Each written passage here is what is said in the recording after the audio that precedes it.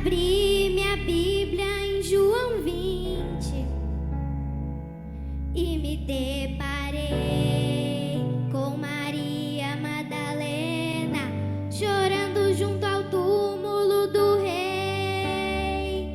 Ela levanta sua cabeça, enxugando suas lágrimas, seus olhos ela abriu. E aonde está o corpo do mestre? Ei! 2 anjos Maria viu, e eles perguntaram: Maria, por que choras?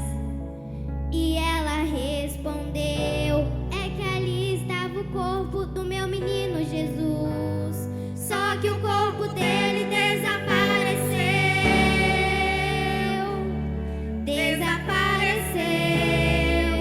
O corpo dele não está mais lá.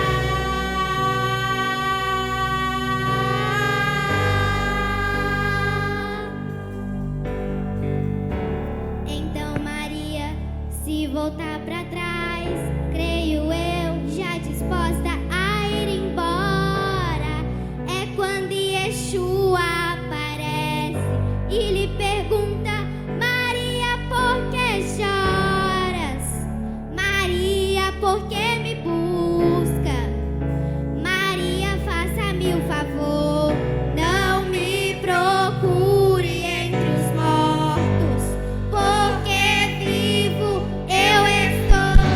Vai lá e avisa seus irmãos para eles começarem, Maria, a sorrir. Fala que ainda não acabou. Diga que a morte eu venci.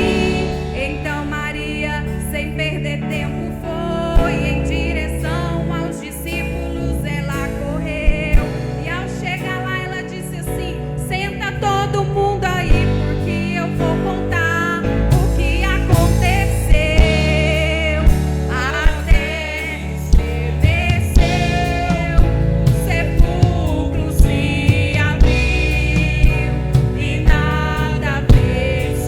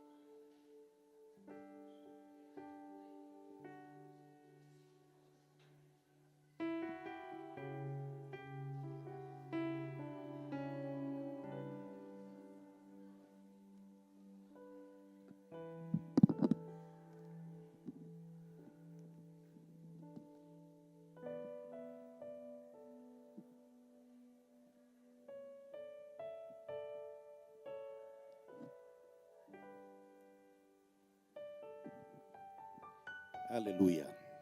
Glória a Jesus.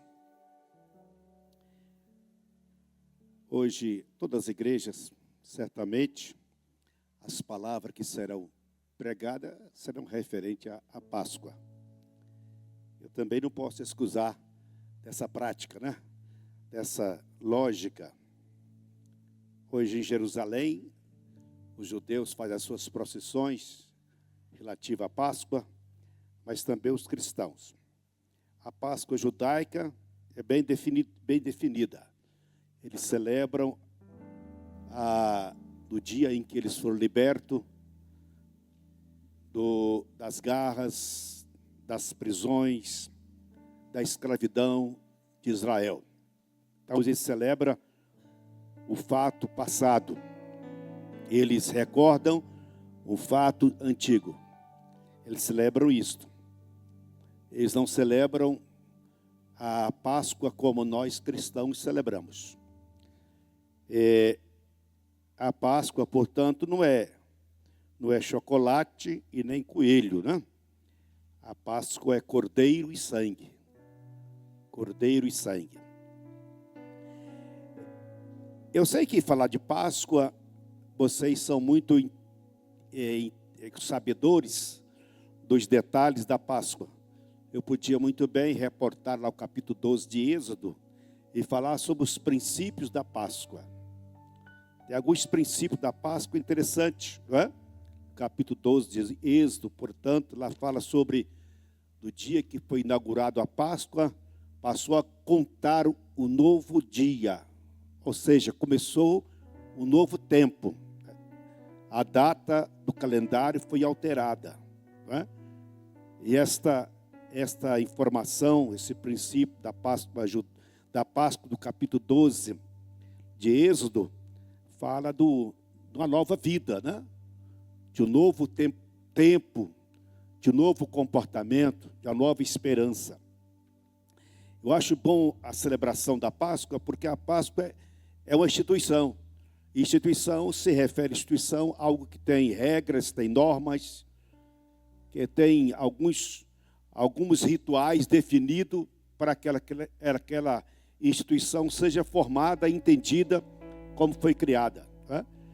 E uma das coisas interessantes da Páscoa é que quando Deus instruiu a Moisés como proceder à Páscoa, ele falou para que cada família matasse um cordeiro. E ele deu a forma, ou deu o modelo, ou deu o tipo do cordeiro. Devia ser um cordeiro de 1 ano e sem defeito. Cordeiro de 1 ano e sem defeito, né? Este fato, portanto, da família, para cada família, está nessa instituição, o plano salvífico de Deus está vinculado às famílias, né? Desde o princípio da humanidade, Deus trata a família como prioridade. Então a Páscoa foi celebrada, foi instituída, também bem definida, vinculada à família, a bênção da família. Nós temos ali que a Páscoa era para ser comida com carne assada ao fogo. Não podia ser comida crua, nem comida com água quente, cozida. Tinha que ser assada no fogo, não é? E tinha que ser consumida toda a carne. Numa referência à oferta da pessoa ao sacrifício de pureza, sacrifício de santidade, não é?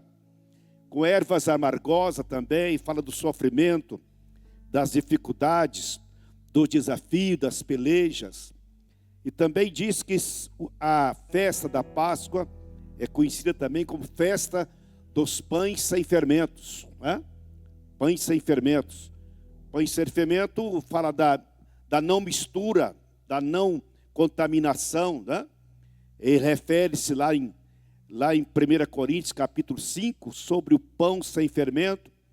É o pão da sinceridade e da verdade, né? O pão da sinceridade e da verdade. Então, nós temos essas informações da Páscoa no capítulo 12, e lá fala bem claro assim, não deixar nada para amanhã. Ou seja, não deixe a carne prevalecer, né? Não deixe a carne prevalecer. E devia comer depois dessa Páscoa, a celebração devia ser 7 dias. No informação o seguinte, que a Páscoa judaica é celebrada uma vez por ano, mas a Páscoa cristã é todos os dias, é permanente, né? Nós vivemos essa Páscoa todos os dias desse novo tempo, dessa nova era, desse novo acontecimento da nossa vida, que Jesus inaugurou em nós, que é a sua salvação. Diz lá também que ao comer devia estar pronto para partir, né? Pronto para partir. E está convicto que após aquela ceia, aquele festejo, aquela celebração, deveriam partir, preparados para partir. Lá fala também, devia ter cinto no lugar, ou seja, cinto apertado, sandália nos pés e cajado na mão, devia ser comido apressadamente, né? São assuntos que, na verdade, eles indicam princípios. Por exemplo, cinto no lugar, falar da pessoa estar seguro com a verdade, seguro com a promessa, né? Sandália nos pés, as pessoas estão preparadas pelo Evangelho de Cristo, né? Cajado na mão, seguro de um apoio, né? Apoiado naquilo que nos garante, né? E comer apressadamente é o instituto da não morosidade, na não displicência, na não desatenção, do não despercebimento, né? Ou seja, seja apressado para as coisas espirituais. Não seja amoroso, não seja displicente, não tenha desatenção, mas tenha pressa para viver as coisas espirituais. Muito bem. Mas eu não quero me ater ao tema do capítulo 12 de Êxodo, mas eu queria ler uma passagem interessante que eu escolhi para fazer nesta noite a nossa mensagem, que está em João capítulo 1, apóstolo João, este apóstolo que escreveu esse livro depois da morte, depois da ressurreição de Jesus, não é? Ele escreveu o seu livro, capítulo 1, versículo 29.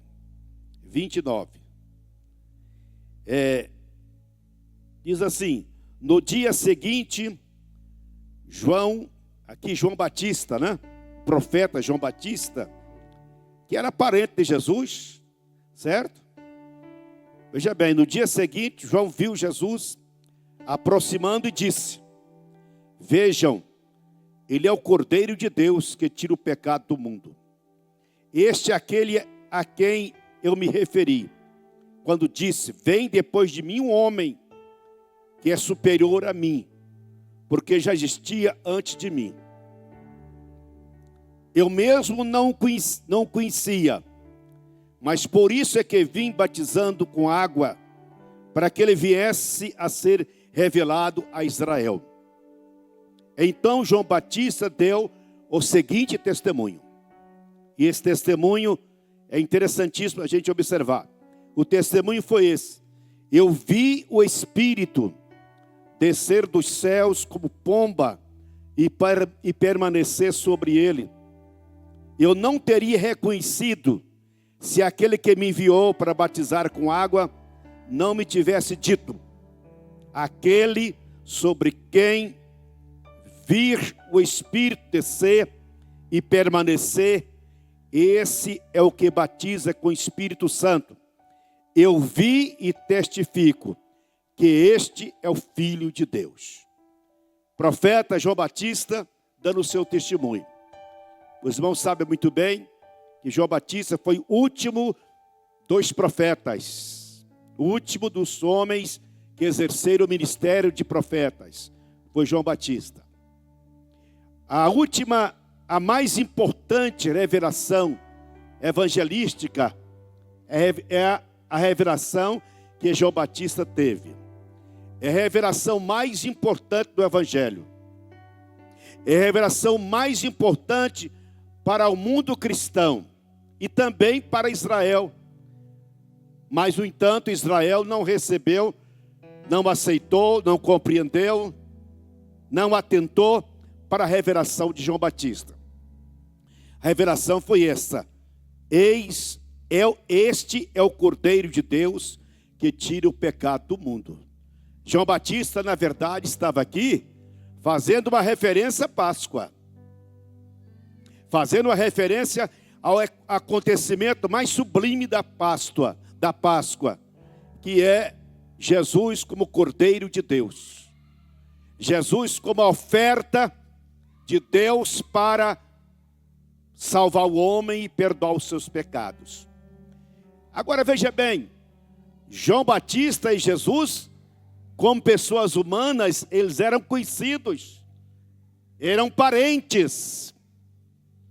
Certamente João Batista conhecia muito bem Jesus, lá da cidade de Nazaré, como parente, como pessoa da família. Ele conhecia Jesus como seu parente, o filho de José, filho de Maria.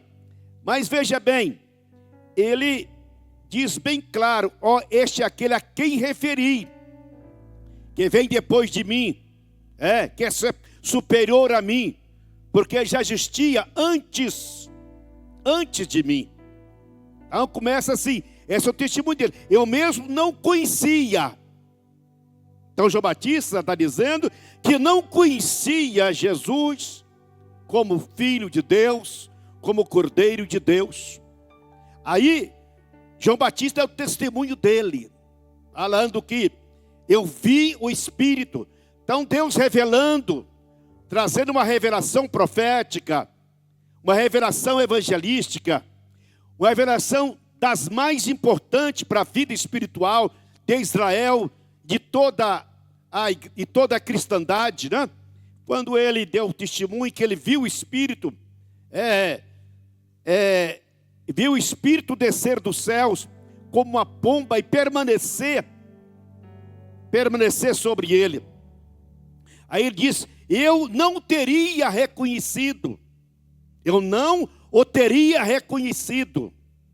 Ou seja, eu não poderia reconhecê-lo ele sem esta provisão, esse entendimento, esta revelação, esse modo como Deus me revelou quem ele é. Eu não teria conhecido se aquele que me enviou para batizar com água não me tivesse dito.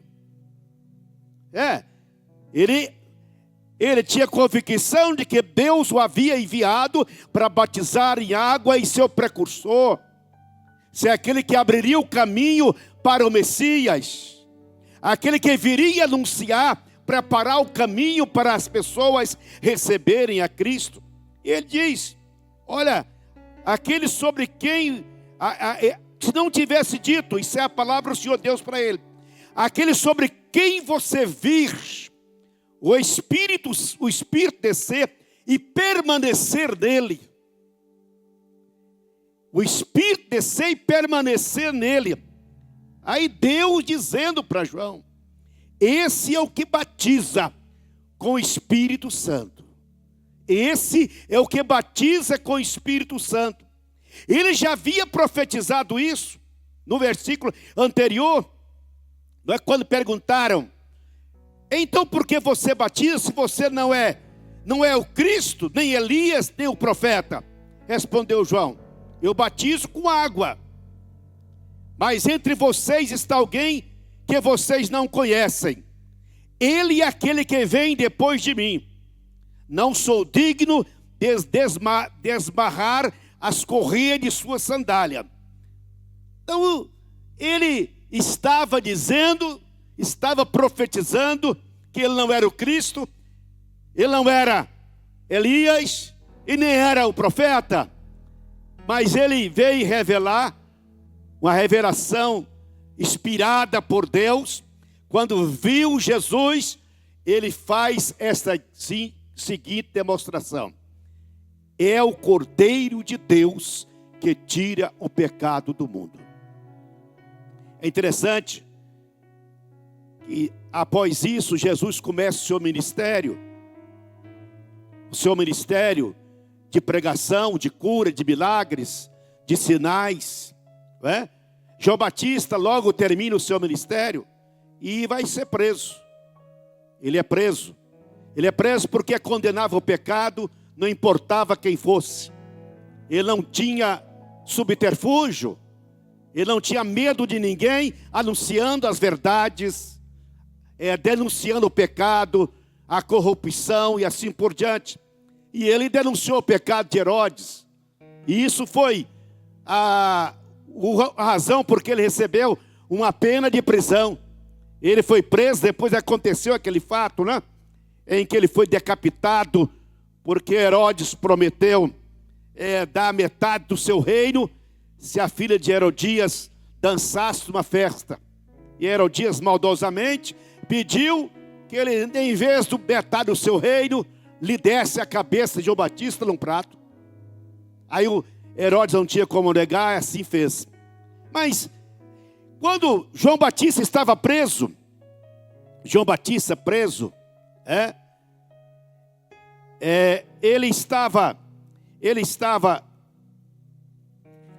ele estava preso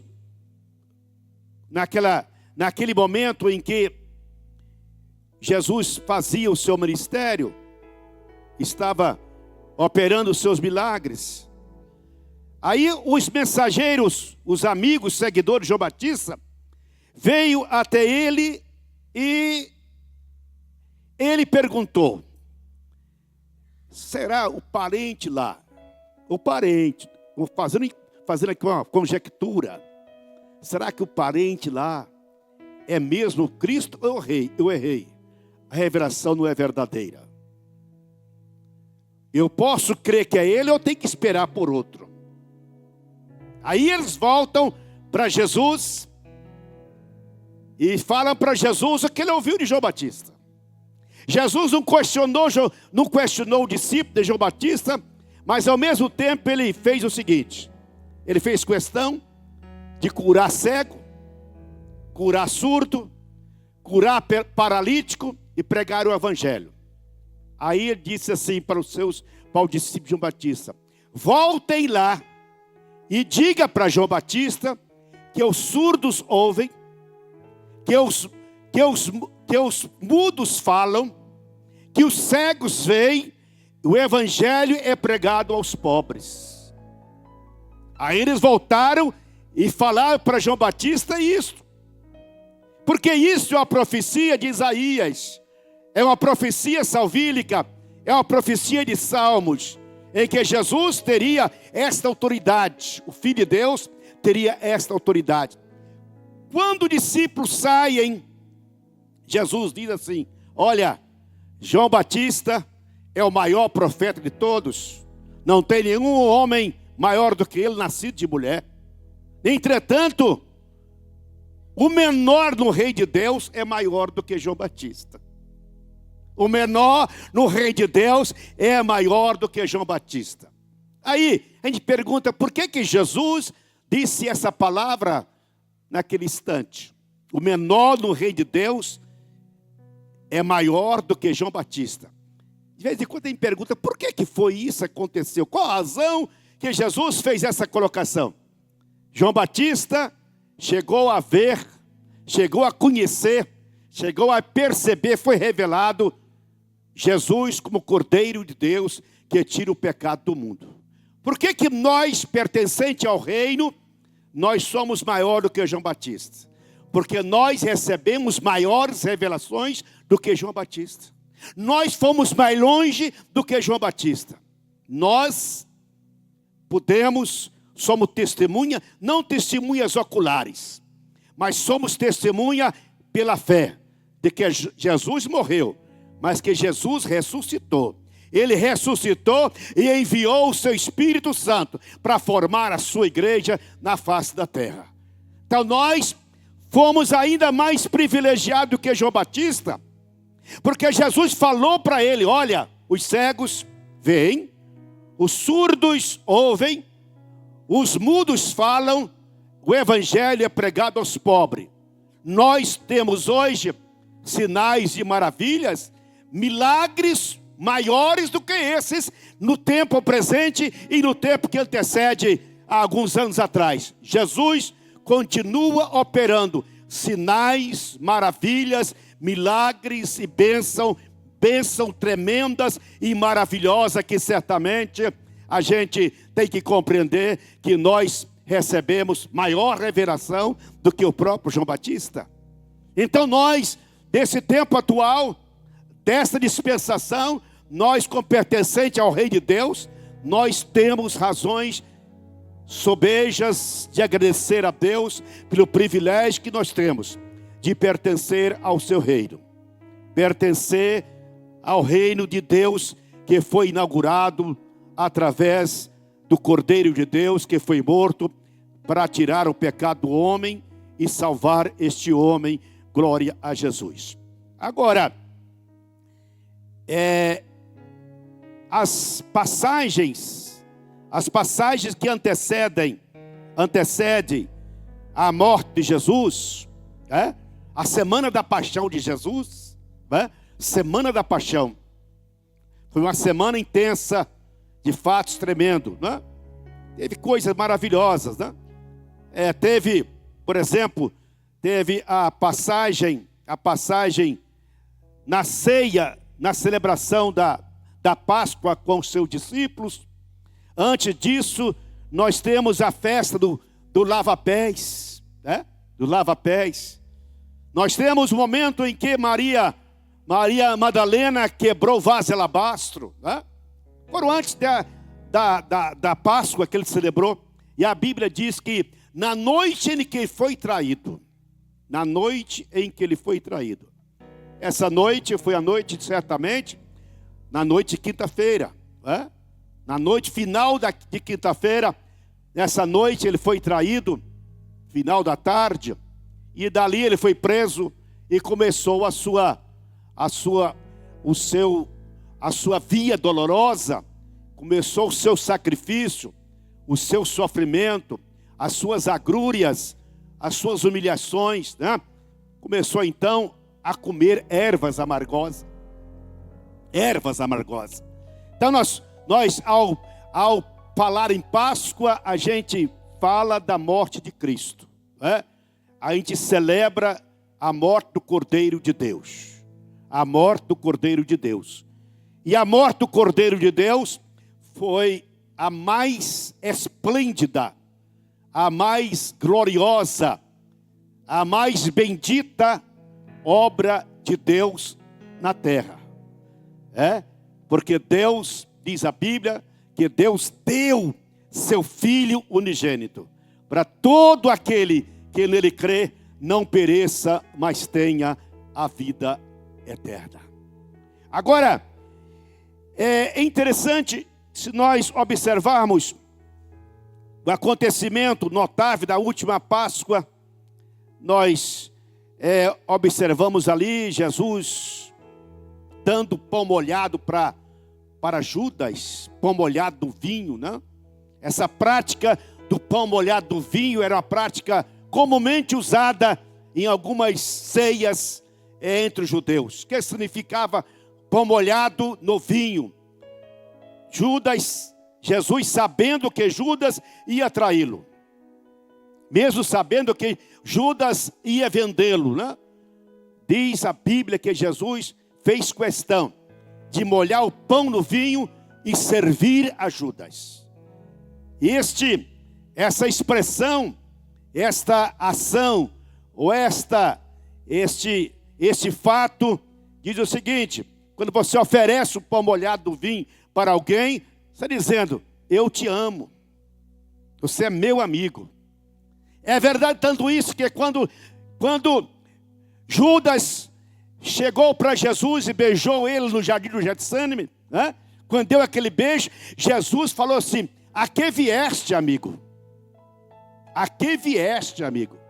Ele sabia muito bem a razão por que ele vinha ali. Ele vinha mostrar o código, a senha da sua traição, que era beijar Jesus. E Jesus disse: a que vieste, amigo? Nós estamos falando da última oportunidade que o Senhor dá, mesmo àqueles que têm o seu coração revestido de tanta dureza, tanta insensibilidade no coração. Jesus pronto a perdoar. Nós temos também nessa passagem de Judas, até eu li uma reportagem, saiu uma manchete, eu não cheguei a ler, a manchete assim: Judas traiu Jesus ou Jesus traiu Judas? Judas traiu a Jesus ou Jesus que traiu Judas? Tá? Até hoje, portanto, tem pessoa que tem coragem de questionar as razões porque Judas o traiu Jesus. Na verdade, Judas decepcionou com Jesus. Na verdade, Judas ficou decepcionado com Jesus, por isso ele o traiu. É o perigo de pessoas no tempo atual também decepcionar com a fé, decepcionar com a palavra de Deus, decepcionar com Cristo, decepcionar com a esperança, com a promessa da salvação dos céus, da eternidade. As pessoas, às vezes, podem chegar nesse estágio: não era o que eu queria. Eu queria uma vida de conforto, alegria, de celebração e bênção e assim por diante. Não era o que eu esperava, não é? Judas, na verdade, ele estava dizendo que Jesus não atendia os seus desejos nacionalistas, políticos, ideários. Então, ele não era aquilo que ele pensava. Judas não estava interessado, na verdade, em palavra eterna. Judas não estava interessado em um projeto de céu.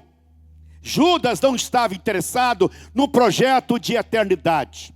Judas estava interessado num projeto político, de libertação política. Ele imaginava que Jesus faria uma revolução política, que ia libertar os judeus da escravidão dos romanos. Ele esperava isto. Ele esperava um Cristo violento, brabo, guerreiro, e não cordeiro, manso, que não como está em Isaías 53, que não abriu a sua boca, não contestou, não questionou, mas como cordeiro mudo, ele foi ao matadouro e não questionou, aceitou, porque ele sabia o que estava fazendo, era uma oferta de vida para salvar vida. Aí nós encontramos aí essa ação de Judas. Depois nós encontramos Jesus sendo levado ao fato da crucificação. E na crucificação de Jesus, nós temos aqueles fatos registrados nos livros do Evangelhos, aonde nós temos a chamada Via Dolorosa. A Via Dolorosa, que é onde a gente, quando a gente vai a Israel, a gente quer passar em cada estação, né? As 14 estações, que são acontecimentos que aconteceram no trajeto de Jesus até a cruz do Calvário. As 14 estações, e cada estação foi construída uma igreja. 14 igrejas na Via Dolorosa. 14 igrejas. Né? Cada acontecimento que Jesus aconteceu ali, a igreja católica levantou um templo. Agora veja bem, na Via Dolorosa, uma pessoa mais beneficiada da Via Dolorosa foi um homem chamado Barrabás, um assassino perverso, um assassino perigoso, violento, revolucionário, né? Um homem que as pessoas tinham medo dele e mereciam a morte, devia morrer mesmo, devido ao seu grau de peculiaridade. Lá estava Barrabás, condenado a morrer, portanto, naquele dia. E foi feita uma cruz para Barrabás. Uma cruz para Barrabás. Mas Jesus foi condenado na noite de quinta-feira, sexta-feira de manhã. Na sexta-feira de manhã, que resolveram então atender ao clamor do povo. Havia um decreto, né, como o decreto que nós temos aqui no final do ano, de libertar os presos para ficar alguns dias fora da cadeia, em razão do Natal. Havia lá também um decreto assim, que no dia da Páscoa podia libertar alguém. Podia libertar alguém. Alguém que se achava... Aí havia, portanto, um sorteio lá, uma forma de escolha, e escolhia quem ia libertar. Aí Pilatos fez uso desse decreto. Olha assim, quando ele viu apertado, ele não queria condenar Jesus, porque não havia crime algum em Jesus, não conseguia denunciar o crime. Aí por fim falou, já que vocês não querem abrir mão da condenação de Jesus, vou fazer um apelo para vocês. Hoje é Páscoa, é prenúncio da Páscoa, e o decreto diz que vocês têm o direito de escolher um preso para libertar e condenar outro. Quem vocês querem libertar para crucificar Jesus no lugar dele? Aí eles gritaram, Barrabás, Barrabás. Aí, imagina bem, Barrabás na fila da crucificação, da condenação. Barrabás lá, sabendo que ele ia morrer ao lado de algum ladrão, de 2 ladrões. Chega alguém para ele e falou, Barrabás, escuta essa. Olha o que aconteceu, Barrabás. O quê? Você foi salvo. Te libertaram. Tiraram a sua condenação. Você está liberto. Mas por quê? Porque você foi escolhido para ser livre e em seu lugar morrer Jesus. E em seu lugar morrer Jesus. Aí Jesus teve que levar, não a cruz dele, a cruz de Barrabás. A cruz de Barrabás, eu penso que Jesus que é bem menor do que Barrabás. Barrabás devia ser um homem alto, possante, atleta, musculoso. Então fizeram a cruz proporcional ao seu peso, à sua altura. Aí essa cruz que era de Barrabás deram para Jesus. Deram para Jesus.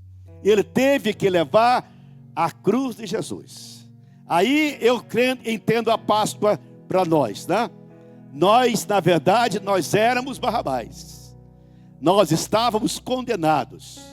Nós estávamos totalmente definida a nossa sentença. Mas Jesus morreu para me libertar, para te libertar e dizer para você, eis as boas novas, o Cordeiro de Deus foi morto para tirar o pecado da sua vida. Aleluia! Então, Páscoa é isto. Páscoa é isto. Aí, nós temos, portanto, esta dimensão da Páscoa nesse aspecto. A palavra Páscoa, seu significado do grego quer dizer passagem sobre a marca, passagem sobre o sinal. Os irmãos sabem muito bem que a Páscoa ela era celebrada, matava-se o cordeiro e passava o sangue nos umbrais da porta. E o anjo da morte ia passar naquela noite, e a casa que tivesse o sangue nos umbrais da porta, ali não ia morrer o primogênito. Porque os primogênitos do rei, dos servos, dos empregados, dos patrões, dos escravos, dos animais, todo primogênito, naquela noite iria morrer. Mas havia um sinal. O sinal que Deus deu ao anjo da morte é essa: na casa em que tiver o sangue nos umbrais, passa. Agora veja bem, eu queria que vocês imaginassem, fizessem uma imaginação, fizessem um ideário aí, de como estavam as famílias reunidas dentro das casas, ouvindo os gritos dos primogênitos que morriam. Imagina vocês qual que era o clima que havia dentro daquela casa, de pessoas que sabiam que estava acontecendo algo trágico naquele momento, e pessoas gritando de dor, porque o primogênito acabava de morrer. Os vizinhos, os que moravam em frente, aquele que era amigo da família, mas tanto aquela família que estava debaixo dessa palavra, estava dentro de casa. Aí a pergunta que se faz, a gente fala, qual que é o clima que eles estavam ali? Qual que é o clima emocional, espiritual que eles estavam ali? Por incrível que ele pareça, o crime espiritual era o crime de alegria, era o crime de conforto, é o crime de segurança, era um clima de garantia.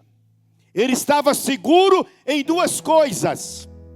Seguro em duas coisas.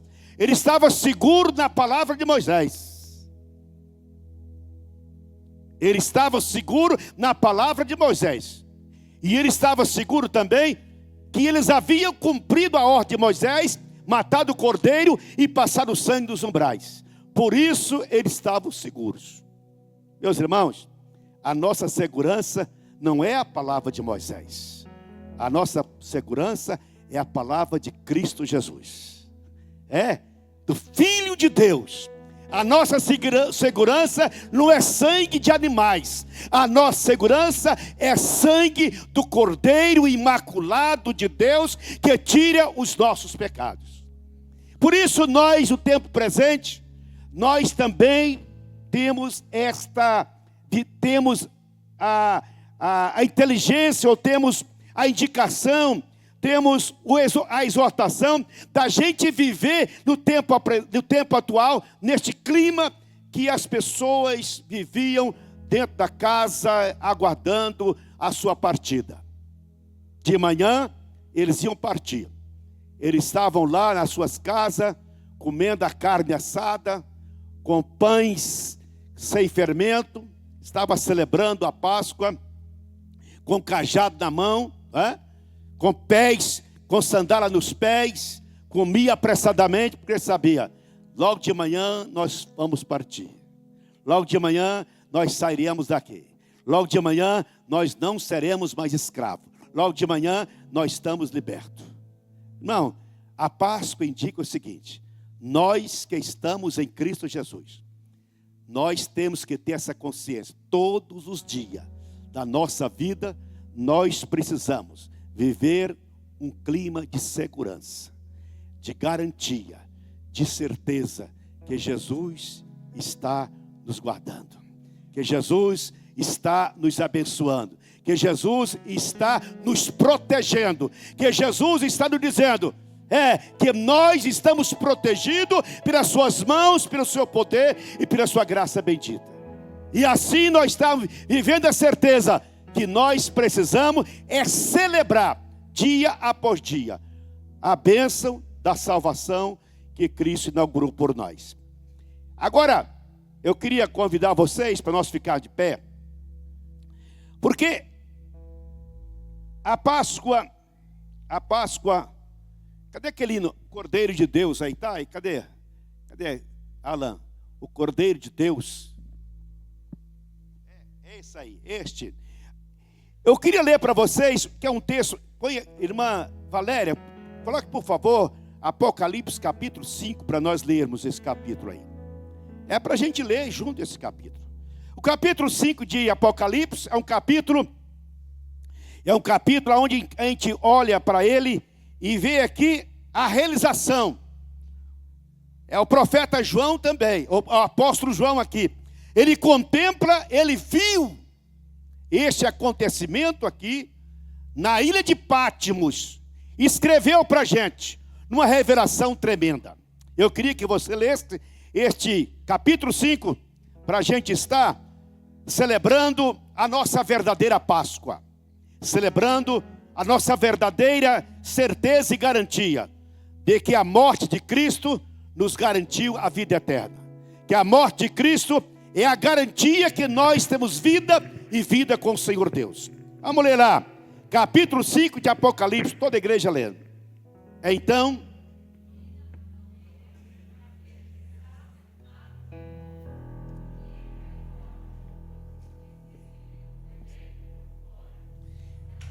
vi um anjo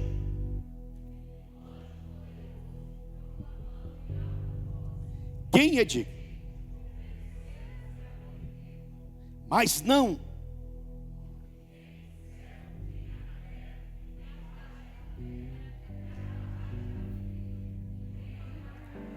eu chorava muito, porque não se encontrou ninguém que fosse digno de abrir o livro e de olhar para ele. Então, diz, fala Bel, então, não chores.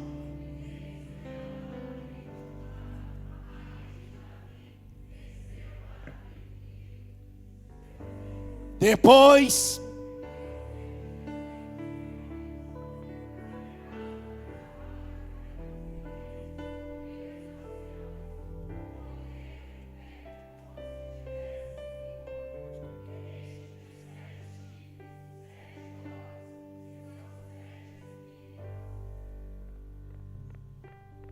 próxima.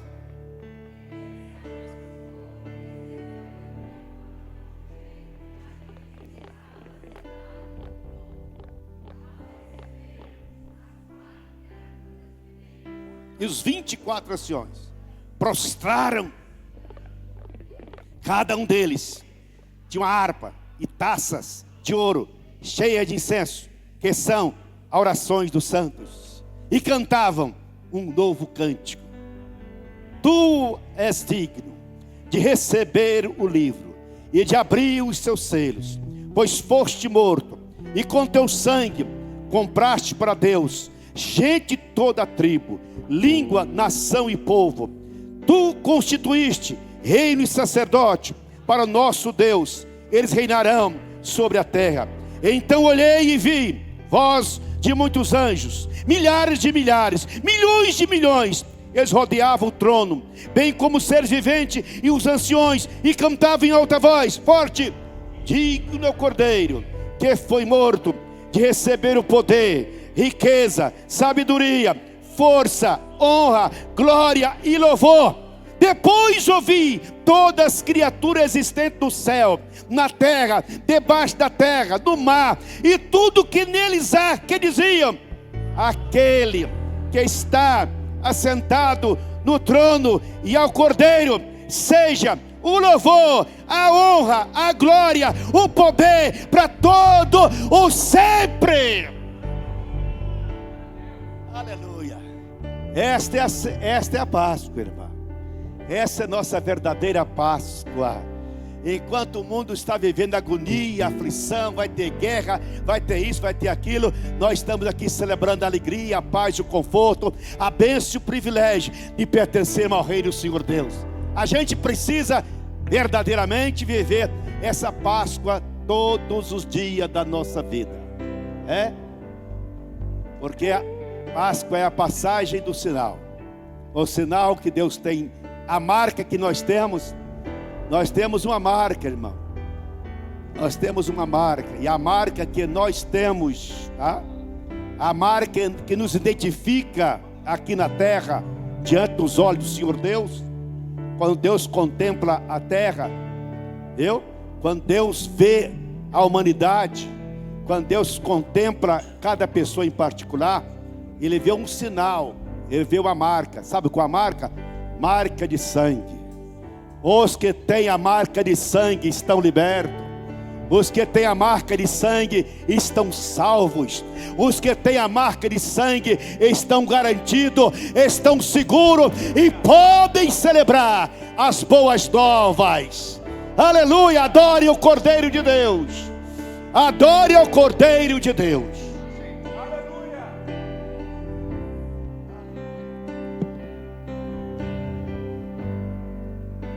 O universo chora, o sol se apagou. Ali estava morto o Salvador. Seu corpo lá na cruz, seu sangue derramou. O peso do pecado Ele levou.